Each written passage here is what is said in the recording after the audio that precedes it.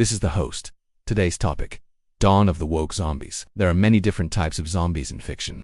You got your typical flesh-eating variety, the vampires, the likes, and then the lesser variety, like the jocks who act all tough but really couldn't care less about anything besides their own stupid workout routines, or the cheerleaders who act all ditzy but really are secretly scheming for power behind the scenes. We all know these types. They re basically human NPCs that can't help but serve as foils to whatever protagonist happens to be around.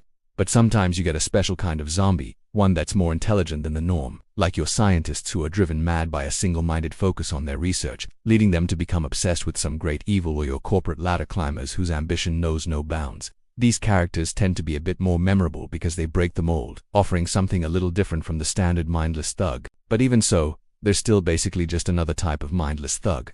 They may have motivations, but they don't have autonomy. It's why it's always so jarring when an author tries to make us care about some big baddie, only to reveal at the end he was just some poor sap who got mind-controlled against his will. If we spent the whole story rooting for the villain, only to find out he was really a villain at all, then what does that say about us? What if we were meant to be rooting for the protagonist all along? It's a rare author who can pull off this kind of bait and switch successfully. It takes skill and finesse to make us despise a character so completely that we re-horrified to learn he never had free will to begin with. So it should come as no surprise that most authors aren't capable of such nuance. Which brings us to today's topic: the dawn of the woke zombies. A woke zombie is a character who has all the telltale signs of being a mindless NPC, but then surprises us with having free will, or at least trying to exercise free will.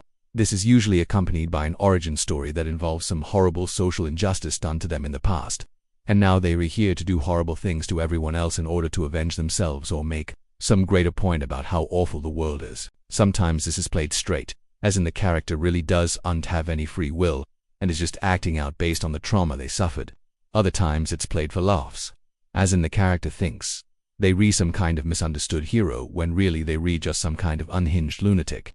But in either case, the effect is the same: a complete subversion of expectations that turns a potentially sympathetic character into an unhinged caricature of themselves. How did this happen? Well, it all started back in 2014 when George Zimmerman, the man who shot and killed Trayvon Martin, appeared on an episode of the reality TV show Celebrity Wife Swap. Now, to those unfamiliar with the concept of reality TV, the basic idea is to take two people who are married, separate them from their spouses, have them live with a new family for a week or so, and then see what happens. The Celebrity episode featuring George Zimmerman saw him swap lives with Ethan Couch, the so-called Netflix killer, who infamously murdered his mother and sister and then avoided serious prison time thanks to a legal technicality. The episode caught the attention of internet activist group Anonymous, who hacked into the show's website, stealing and releasing sensitive personal information of the show's cast and crew in an effort to ruin their lives. One of these individuals was a 36-year-old freelance producer named Amy Berg. She suffered panic attacks and had her bank account frozen after Anonymous leaked her private details online.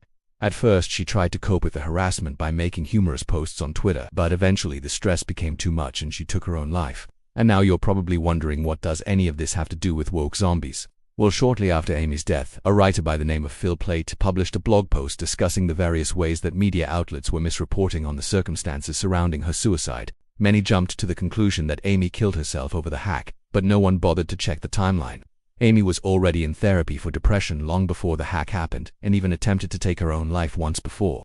To make matters worse, Phil's post was mischaracterized as being dismissive of Amy's death, when really he was just pointing out the importance of getting the facts straight. As he put it, "In my opinion, Anonymous is 100% responsible for this woman's death. But Anonymous isn't a person, it's a loose collection of internet activists. Do not blame an amorphous group for the problems of one individual." It wasn't long before Phil was being accused of victim blaming and transphobia, and despite his best efforts to defend himself, he quickly found his reputation in tatters and his career effectively dead. He essentially became the first woke zombie. See, Phil didn't have a chance to redeem himself because he committed the cardinal sin of existing. The fact that he survived the incident made him guilty by association. It didn't matter that he was trying to help set the record straight. What mattered was that he was complicit in the status quo that allowed Amy to be harassed in the first place, and so he was summarily executed without so much as a trial. The same thing happened to writer and activist Milo Yiannopoulos. After defending Phil on Twitter, Milo soon found himself under siege by social media mobs demanding his removal from the platform. His crime, merely pointing out that the word woman has 2 letters to many W's for the liking of certain self-identified intellectuals. Social media users dug up an old video of Milo joking about underage boys and demanded he be fired from Breitbart News, despite issuing a public apology. Milo was banned from Twitter, Facebook, and Google. And just like that, he became the second woke zombie.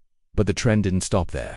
In the years since then, we've seen countless numbers of people join the club. There was, for instance, the CEO of a major publishing house who got cancelled for saying the phrase "all lives matter", the president of a university who got cancelled for suggesting that America was exceptional, and the editor of a prestigious science journal who got cancelled for suggesting that men and women are different. All of these people shared one thing in common. They dared to engage in anti-regime wrongthink and were subsequently executed for their crimes against the state. It's easy to see why people are drawn to this kind of behavior. Cancel culture offers a simple binary worldview where good and evil are clearly delineated. All you have to do is say the magic words and the social justice warriors will come to punish those who deserve it. But the problem with this kind of thinking is that it leaves no room for complexity or nuance. It forces people into a corner, demanding that they choose one side or the other without considering the potential consequences. That's why so many people feel compelled to publicly denounce the existence of biological men who identify as women, even though doing so might alienate friends or family members. It is easier to play it safe and toe the party line than risk being branded a heretic and shunned by society.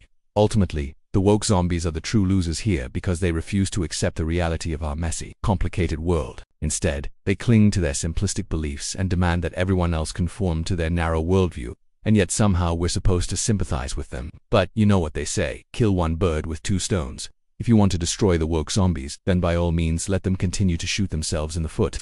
After all, as the great philosopher Aristotle once said, it is the mark of an educated mind to be able to entertain a thought without giving it a commitment. That's it for today. Thanks for watching. You know how we do. Until next time, shut up and sit down.